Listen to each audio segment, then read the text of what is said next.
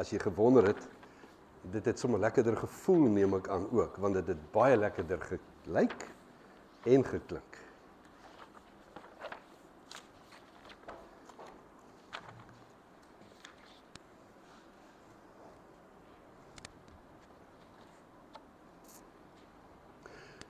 Ons is baie naby aan die einde van die reeks oor die biografie van Jesus se lewe hier op aarde. Ons kom by daai laaste dinge wat hy gesê het, voordat hy weg is. Volgend hierdie teks. Daar is 'n tyd vir alles. Ons lees dit so treffend in daai baie bekende hoofstuk van die Prediker 3. En in vandag se teks kom ons by 'n oorgang van 'n tyd om stil te bly, na 'n tyd om te verkondig en te praat en te jubel en te prys van die dakke af. Voor sy kruisiging en sy opstanding het Jesus op baie plekke vir mense gesê, stil, moenie vir iemand sê nie. Maar na sy opstanding is dit anders. Nadat hy sy verlossingswerk afgehandel het, moet hierdie wonderlike, bevrydende boodskap uitgaan na almal toe. Dis gedoen, dis klaar, almal moet weet. Om van toe af stil te bly, is sonde. Ons lewe in 'n tyd van vertel en van getuig en van verkondig. En Jesus se opdrag daaroor is glashelder. Kom ons lees dit. Van vers 16 tot 20. Matteus 28.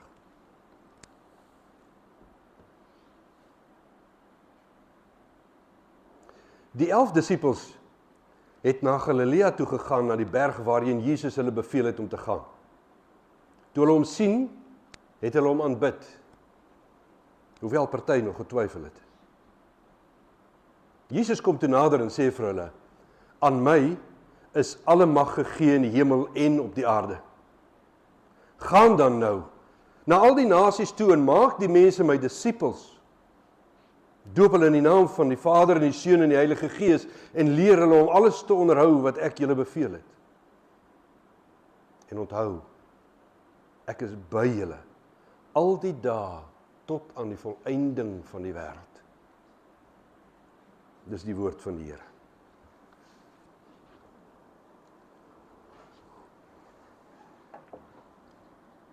'n Mens kan nie, maar as jy sou 'n sentrale teks vir die kerk van die Here Jesus Christus gaan kies het, dan sou dit hierdie een kon wees. Sonder hierdie opdrag en ander soortgelykes, sou sy verblyende verlossingsboodskap daar ergens in 'n donker Joodse hoekie gebly het.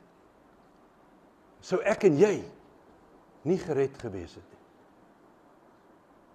Dit is hierdie opdrag om die evangelie uit te dra, die verlossing die wêreld in te dra, wat die kerk van die Here vestig, wat sy volk bymekaar maak.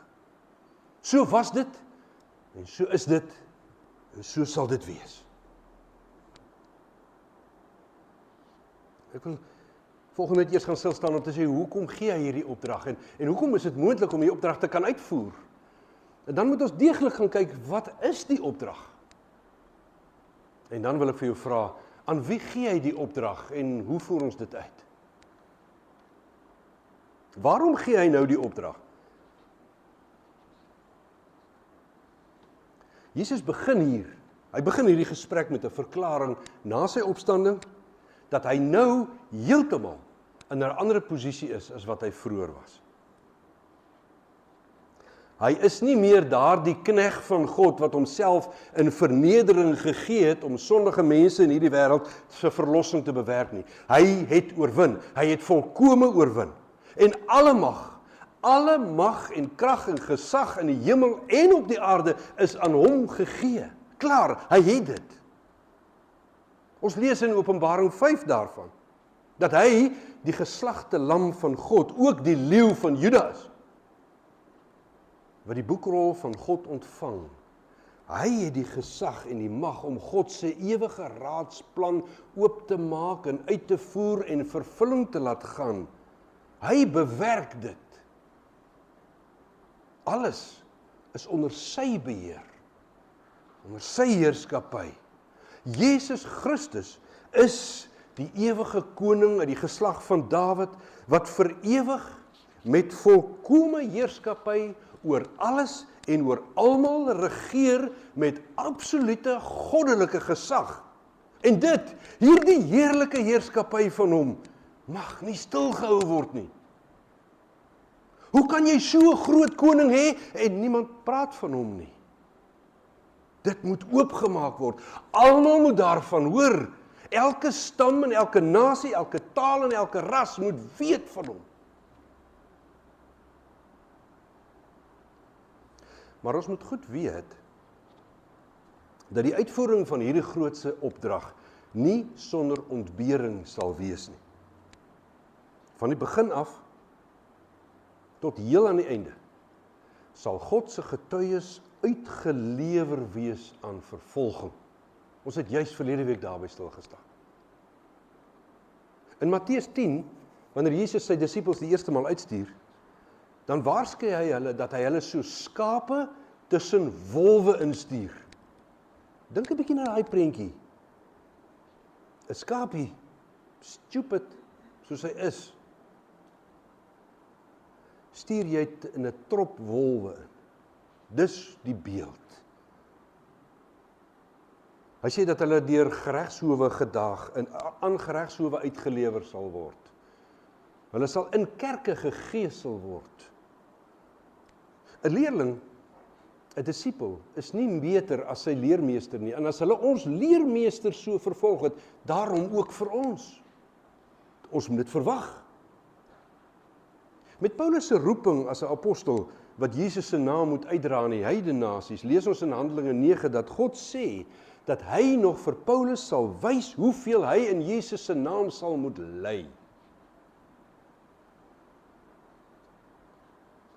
Om hom te volg, om sy disipel te wees, beteken dat jy jouself verloon en jou kruis van vervolgings, geloofsvervolgings sal moet dra, soos wat hy het.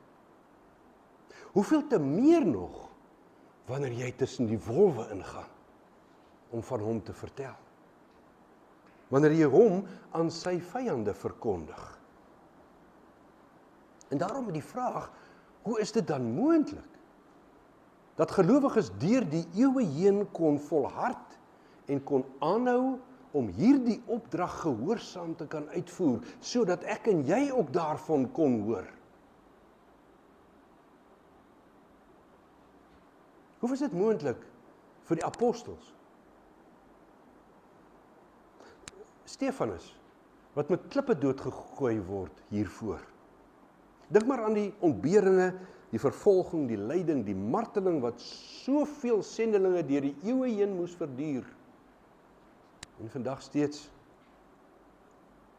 Wat het gemaak dat hulle nie terugdeins daarvoor nie? Wat het gemaak dat hulle aanhou om God se evangelie te verkondig? Het jy agtergekom hoekom? In die teks, omdat Jesus Christus by hulle was en by hulle is.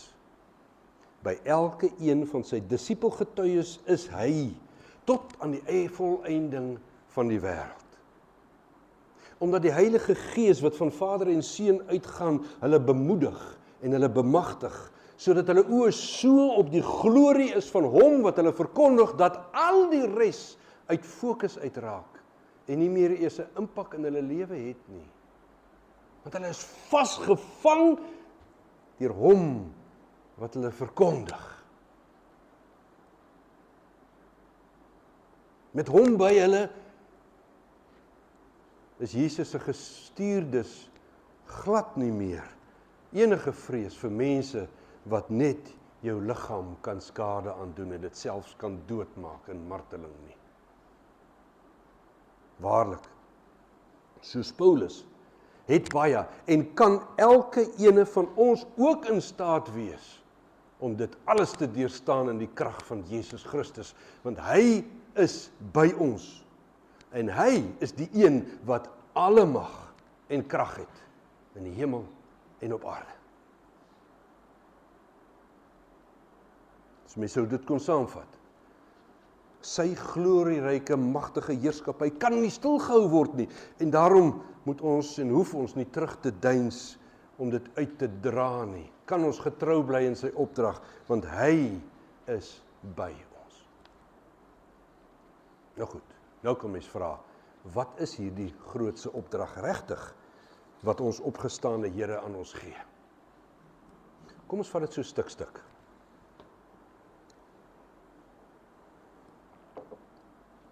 Hulle moes gaan.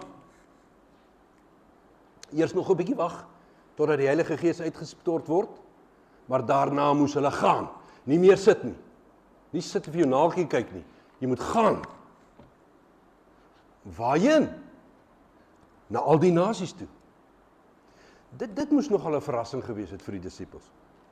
Die eerste keer toe hy hulle uitgestuur het in Matteus 10, het hy vir hulle uitdruklik gesê, dat hulle net na die verlore skape van Israel toe moet gaan, en dat hulle nie na die heidene toe moes gaan nie. Jesus het selfs vir die Kanaanitiese vrou gesê, dat sy vader het hom net gestuur na die verlore skape van Israel toe. So was dit tot met sy kruisiging, sy fokus. Maar onthou 'n bietjie wat hy in Johannes 10 gesê, vir daai Jode wat hom nie wou en hom glo en hy vir hulle gesê het, julle is nie van my skape nie. Toe sê hy vir hulle, ek het nog ander skape. Met ander woorde, mense wat nie Jode is nie. Ek het nog ander skape wat nie van hierdie kraal, hierdie Joodse kraal is nie. Ek moet hulle ook lei. Hulle sal na my stem luister. En hulle sal almal saam een kudde wees met een goeie herder.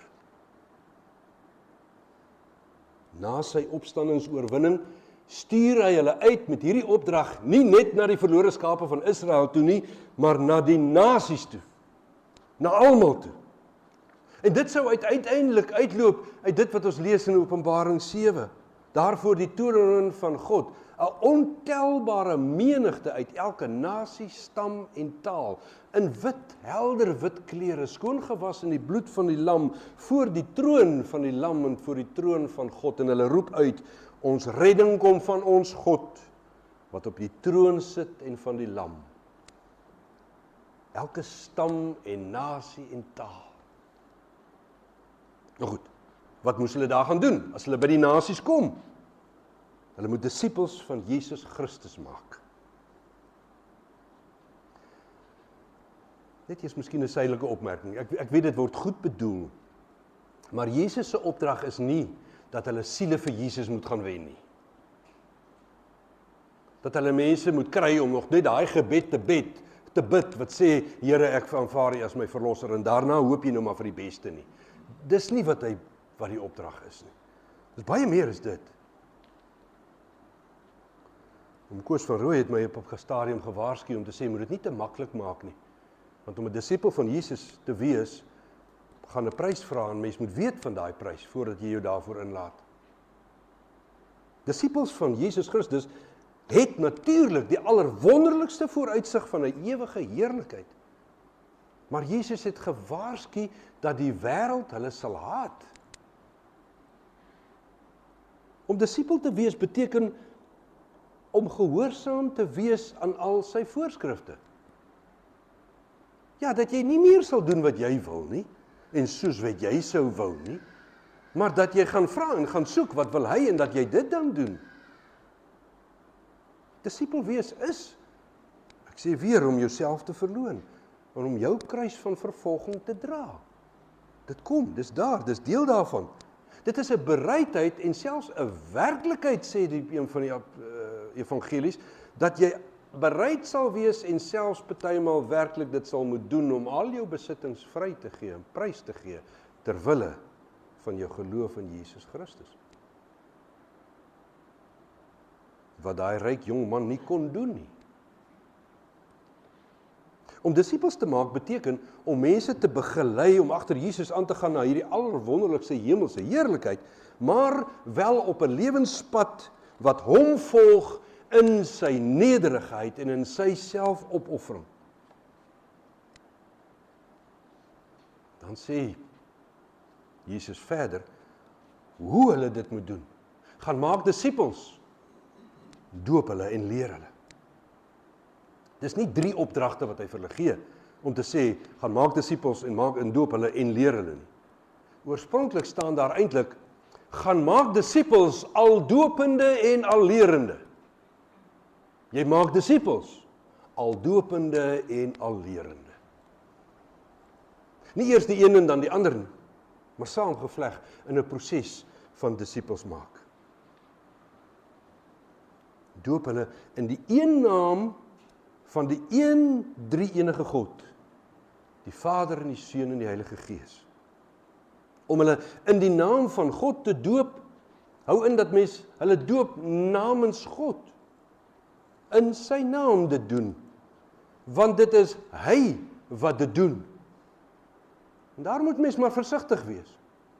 Daarom is die kerk baie versigtig oor wie doop, want in wie se naam doop jy? Besef jy presies wat jy regtig doen? Dit is immers hy, God self, wat die beloftes van sy verbond gee, wat hierdie doop voorstaan. Dit is ook hy, wat die waaragtigheid en die sekerheid daarvan waarborg en verseël. Maar om in die naam van God gedoop te word, beteken ook om in sy naam ingedoop te word. Om in God ingedoop te word. Om in hom ingedruk te word. So is die doop dan 'n simboliese teken dat die disippels deel word van God se kudde, deel word van hom, gemeenskap kry met hom, soos Johannes sê, die gemeenskap wat ons het is met die Vader en met die Seun. Om deel te wees van hom, dit is 'n sigbare teken van 'n onverdiende, onsigbare geestelike genade. Van God se verbondsbeloftes en van sy verbondsvervulling. Dis iets wat hy gee, dis nie iets wat ons doen nie.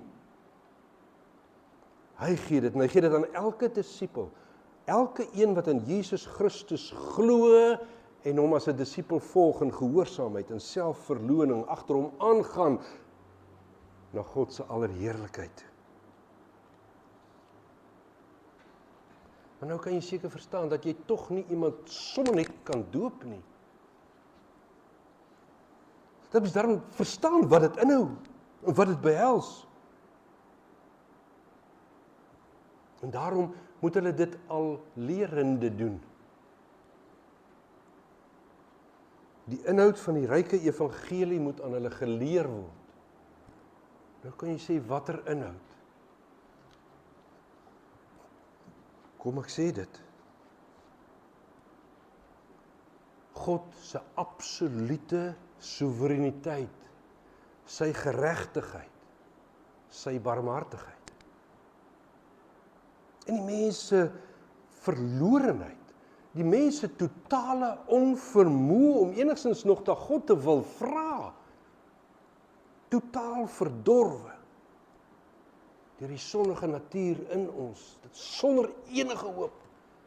Maar dan God se onverklaarbare genade, van wedergeboorte wat hy gee en geloof in Jesus Christus, wat elke gelowige in hom deel laat kry aan die versoening wat hy met God bewerk het.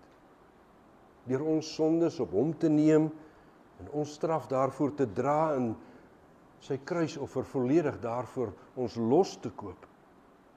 Om deel te kry deur die geloof aan Christus se volkome gehoorsaamheid en sy geregtigheid. Sy absolute heiligheid, dat dit ons deel word deur die geloof, dat hy in ons plek uit die dood uit opstaan, sodat ons saam met hom uit die dood opgewek word,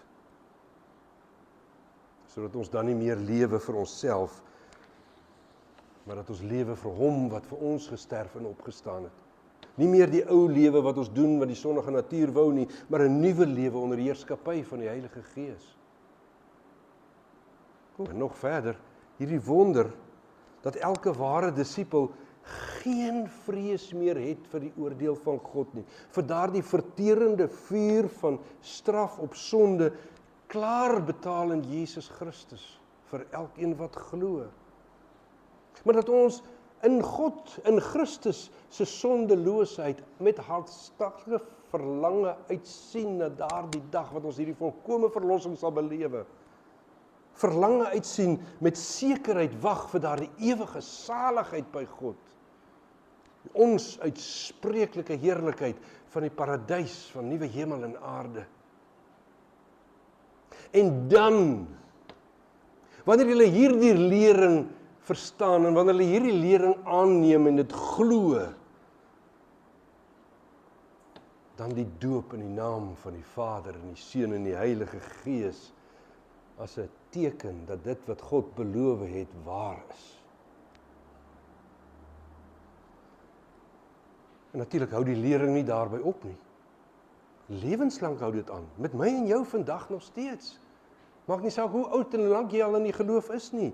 Aanhoudend, meer en meer deel kry aan hom in wie se naam jy gedoop is. Al meer en meer deel word van sy liggaam, van die gemeente hier, waar ons tasbaar en fisies sy liefde vir mekaar gee en by mekaar ontvang.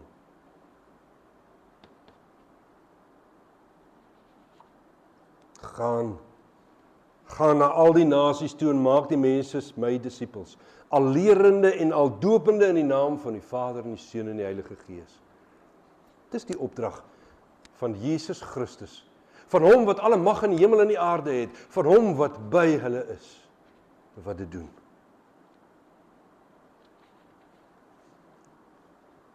Kom ons vra nou, aan wie gee hy die opdrag en hoe doen hulle dit?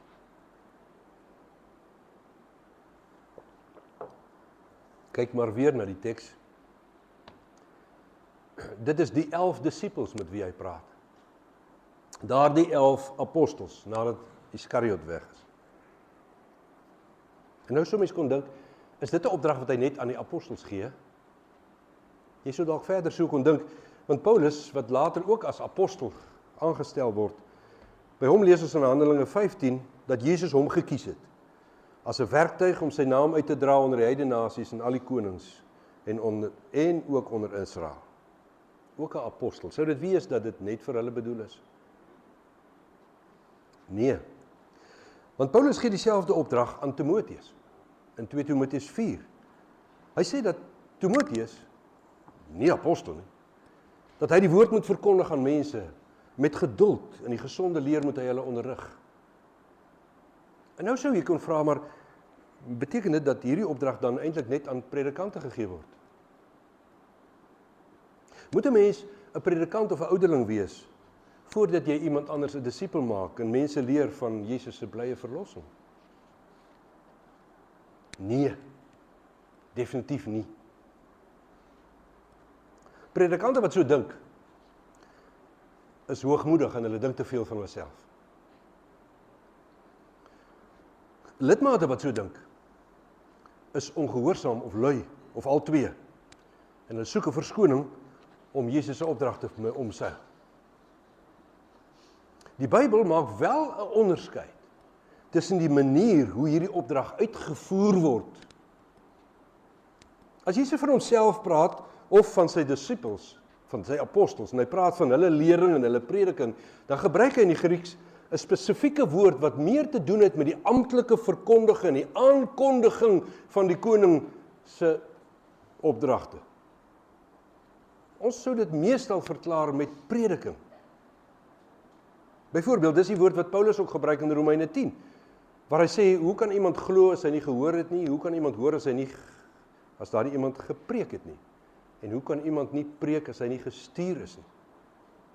Met ander woorde, deur die werk van die Heilige Gees, stel Jesus amptelike predikers aan, wat hy soos 'n sterre in sy regterhand vashou, lees ons in Openbaring 1. Maar wanneer die Bybel praat in die algemeen, na al die disippels se lering, hierdie lerende, dan gebruik die Bybel 'n ander woord, wat ons meestal vertaal met vertel, of sê, of getuig, of om die goeie nuus te bring. Die inhoud is dieselfde. Soos die vroue daar van die leë graf af teruggekom het, en gaan vertel het, of gaan sê het. Dis die woord wat hy daar gebruik, dat Jesus uit die dood opgestaan het. Dieselfde kragtige getuienis. maar tog 'n bietjie op 'n ander manier. In Handelinge 1 vers 8, waar Jesus sê dat die krag van die Heilige Gees sal oor sy disippels kom en hulle sal sy getuienis wees. Elke gelowige, elke een. Ek dink dit is maklik om te weet dat predikante het die opdrag gekry. Maar kom ek gee vir jou 'n paar voorbeelde om te wys dat gelowiges dit wel het en dat dit nie net oor 'n woordjie gaan hier en daar nie. In Markus 5 lees ons hoe Jesus die man wat hy van die bose geeste verlos het en die bose geeste toe in die varke ingejaag het, dat daardie man wou saam met hom gaan. Saam met hom in die skuit klim en verder gaan en toe sê Jesus vir hom: "Nee, jy kan nie saamkom nie. Gaan terug na jou mense toe. Gaan na jou huis, na jou mense toe en gaan vertel hulle wat die Here alles vir jou gedoen het en dat hy jou jammer gekry het." In Johannes 4 lees ons van baie Samaritane wat tot geloof gekom het op grond van die woorde wat die vrou oor hom getuig het. In Handelinge 8 lees ons dat die gelowiges uitmekaar gejaag is met die vervolging wat in Jerusalem gekom het, maar dat hulle die goeie nuus gebring het van die evangelie oral waar hulle gegaan het. Daai borrelende vertel van wat Jesus gedoen het in die verlossing en sy opstanding uit die dood uit en alles wat daarmee kom, kon hulle nie stilhou nie. Hulle daarvan getuig. Nog meer, Handelinge 11, so treffend, praat van vlugtelinge uit Siprus en Sirene wat gekom het en in Antiochië die goeie nuus van die evangelie gebring het aan die heidene. En dan lees ons daar verder, die Here het die gelowiges gehelp. Sy hand was daar. Die Here het die gelowiges gehelp sodat daar baie mense tot geloof gekom het en hulle tot die Here bekeer het. Gelowiges wat die Here help en wat dan die vlam aansteek van geloof. Eers heel wat later lees ons, toe daar al baie gelowiges van Jesus Christus se disippels was in Antiochië, toe stuur die kerk uit Jerusalem uit vir Barnabas as hulle predikant of apostel soos hulle dit noem.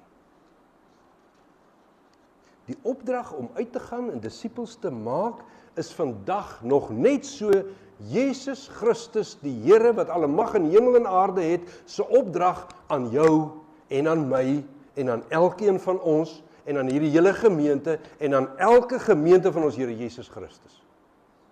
Dis sy opdrag. En dan moet ons nie dink net aan ver plekke aan die nasies, deur ver nie. Nee, om ons.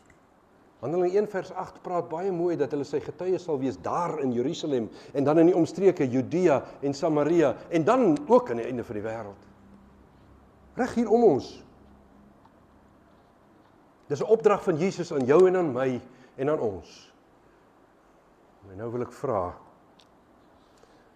is ek en jy gehoorsaam aan hierdie opdrag? Is ons regtig gehoorsaam hieraan?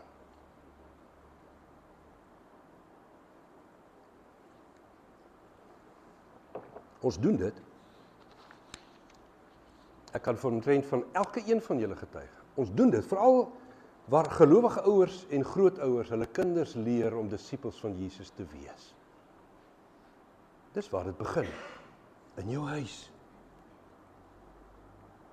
In die gemeente gee ons, meeste van ons, gee bydraes, sodat ons 'n predikant kan onderhou, sodat daar een van ons is wat meer tyd van sy dag op sy kan sit om voor te berei om die hele gemeente aan te hou leer en leer en leer van disippelskap en wat disippels is.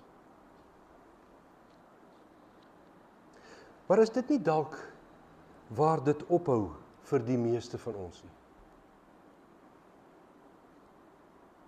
Daar is enkeles wat as sprus daarop uitgaan om ander mense van Jesus te vertel.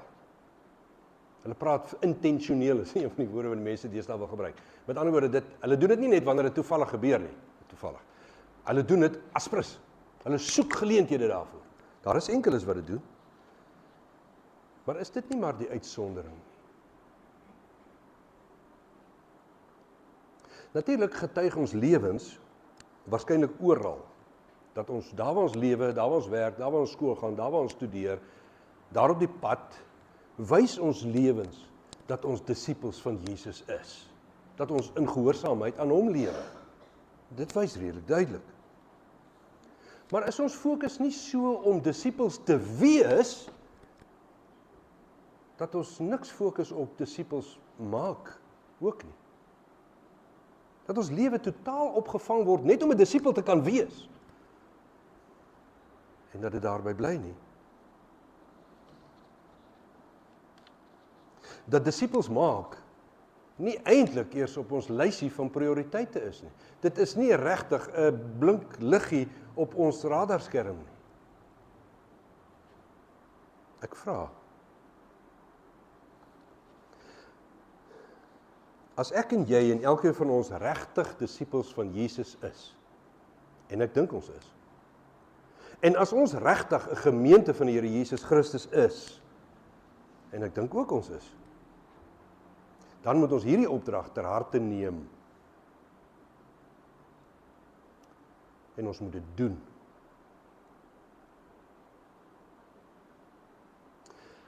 Wat moet ons doen en hoe? Ek weet nie. Ek weet self nie. Maar ek weet verseker, wie weet? Luister 'n bietjie. Wat het ons gelees al?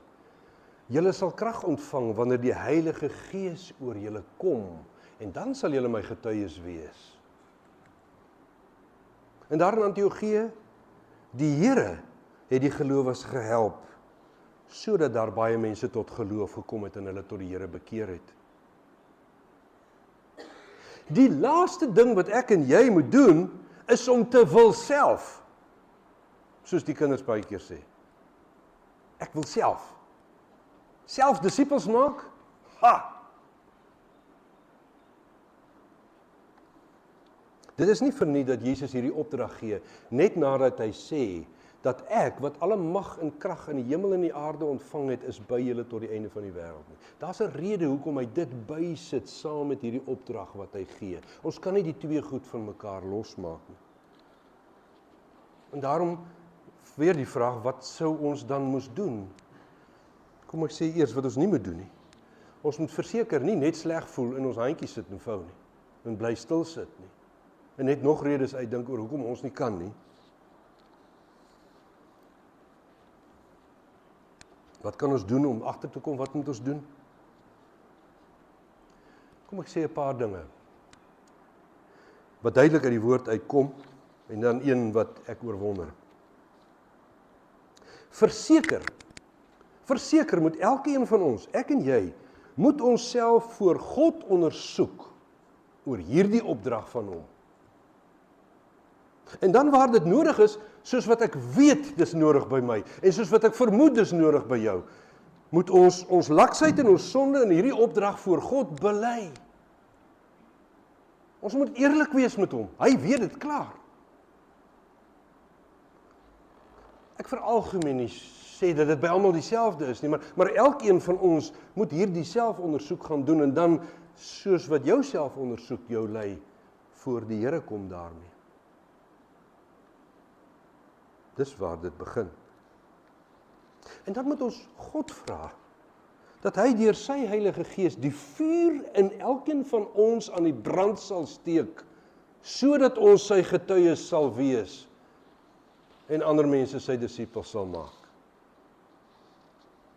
Sodat dit nooit iets sal wees wat ons probeer of forceer, omdat ons skuldgevoelens het, en of omdat ons pligsgevoelens het nie, maar dat dit van binne af natuurlik sal brand, omdat die Heilige Gees dit sal aansteek. En dan moet ons vra dat hy ons oë sal oopmaak, dat ons die geleenthede sal raak sien,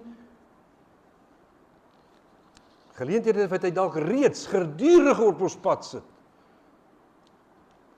dat hy ons hierdie geleenthede sal laat raak sien, wat ons kan benut om hierdie opdrag uit te voer, en dat hy ons dan sal voorgaan om dit wel te gebruik, dat hy ons van ons laksheid en van ons ongemak daaroor sal losmaak, sodat dit hy is wat die woorde in ons mond lê, soos wat hy beloof het, hy sal. Moenie dink oor wat jy moet sê nie, hy sal die woorde gee, maar maak net jou mond oop.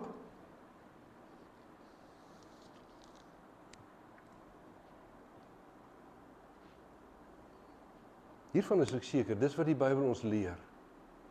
Selfondersoek en belydenis.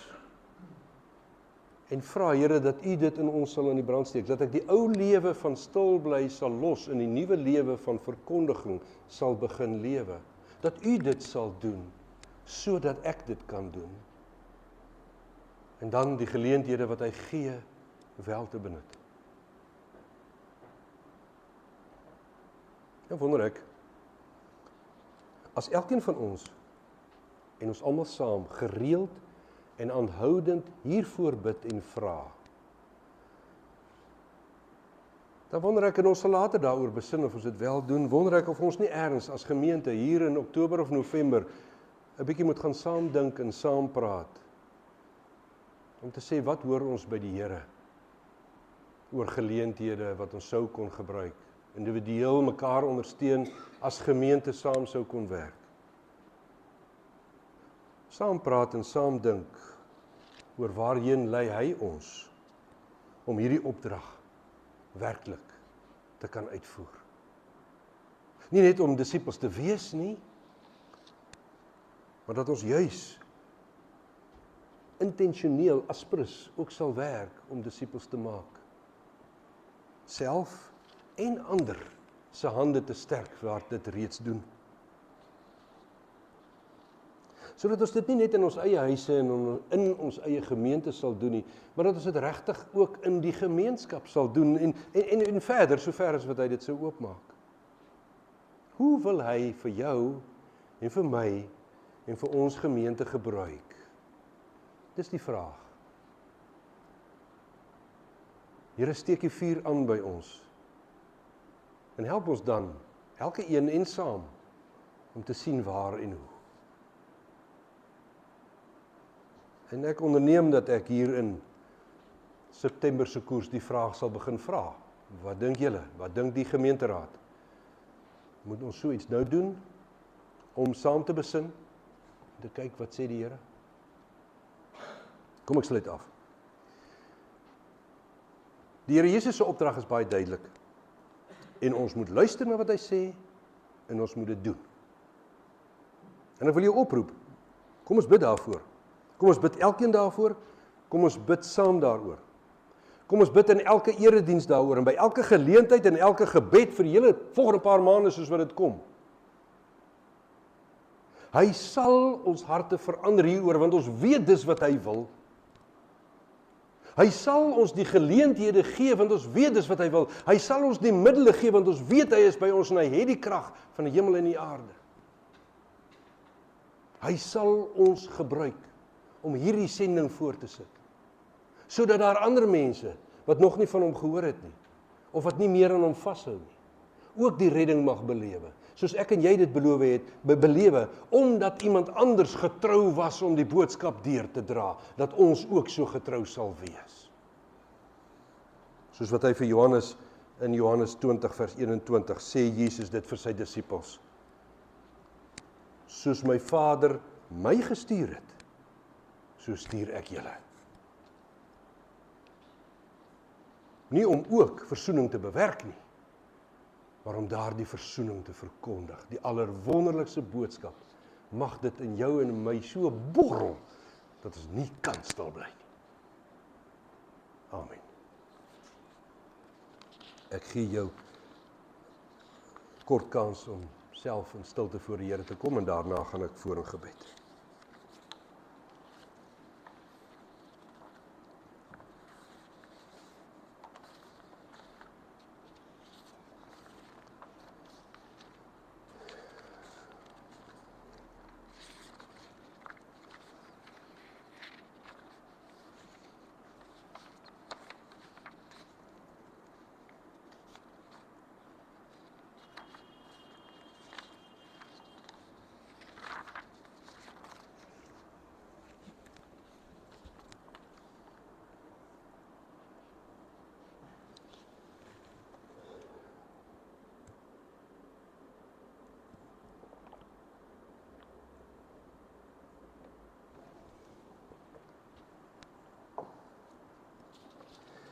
Onze Vader in die hemel, ag Here, dankie vir hierdie opdrag. Dankie vir hierdie allerwonderlikste opdrag wat U gegee het en wat U deur die eeue gestand gehou het. Dat daar mense was wat getrou was en dit gedoen het, sodat ons ook van die boodskap van Jesus Christus kon hoor. Dat die boodskap by ons uitgekom het omdat mense hieraan getrou was. Dankie vir die wonderlike inhoud van die boodskap. Van totale verlossing en versoening met U. Dat ons geen vrees meer het in hierdie lewe se dinge nie, en ook nie die allerverskriklikste voor U troon nie. Maar dat ons regtig geen angstigheid in die lewe hoef te hê nie.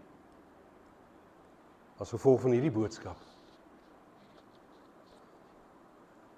Help ons, Here, in ons lewe as disippels, in die beproewinge en die vervolginge wat ons belewe, in die kruis wat ons moet dra.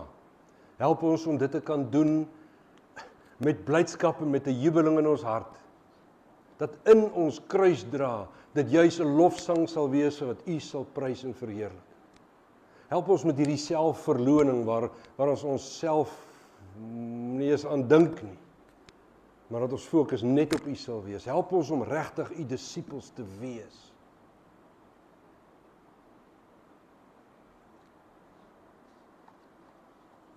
Maar Here, help ons om ook getrou te wees, om disippels te maak. Definitief ons kinders en ons kleinkinders, in ons familie, en ons vriende en hulle by ons werk. Maar ag Here, maak dit ook vir ons oop, dat ons dit verder sou doen. So ver as wat U dit oopmaak. U gebruik nie almal elders nie. U gebruik nie almal vir al die glorie nie, vir al die groot diepe verkondiging nie. Maar U gebruik elke een vir die bietjie waarvoor U ons roep, en help ons om te hoor by U en te sien wat U op ons pad bring. Elke een van ons, wat is die stukkie wat ek moet doen? Want baie keer, Here, is dit net daai een glas water wat die hemelse verskil maak vir iemand.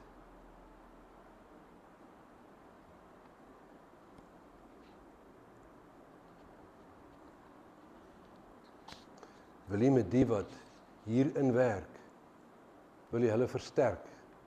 Help elke een wat U verkondig, elke een wat van U getuig, om regtig die krag van Jesus Christus te belewe in die vrede wat ons het terwyl ons dit doen. En geen vrees oor wat mense se reaksie sou wees nie, want die ergste wat kan gebeur, is dat ons gouer by U is as wat ons gedink het. Maak hulle sterk, maar hou hulle verkondiging suiwer. Dat dit nie gaan oor die aftiek van die hoeveelheid mense, of die siele, of nog iemand wat die gebedjie gebid het nie. Maar dit regtig gaan om mense U disippels te maak, wat hulle lewe lank U volg.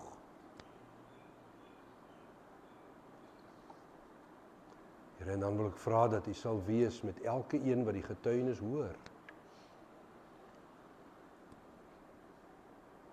Dat U hulle harte sal sag maak, hulle ore sal oopmaak, dat hulle U sal hoor. Dat hulle nie eers sal hoor wat ons sê nie, maar dat hulle U sal hoor deur wat ons sê, dat hulle met U gekonfronteer sal word. Dat ons bloot die aanknopingspunt mag wees, maar dat die uiteindelike gesprek direk tussen U en hulle is. Net U kan 'n mens se hart verander, en ons vra dat U sal. Here, U kan 'n veldbrand van herlewing in ons gemeenskap aansteek. U kan, en ons vra dat U sal. Maar ons weet, en ons vra, doen wat U wil. Doen wat vir U koninkryk reg is.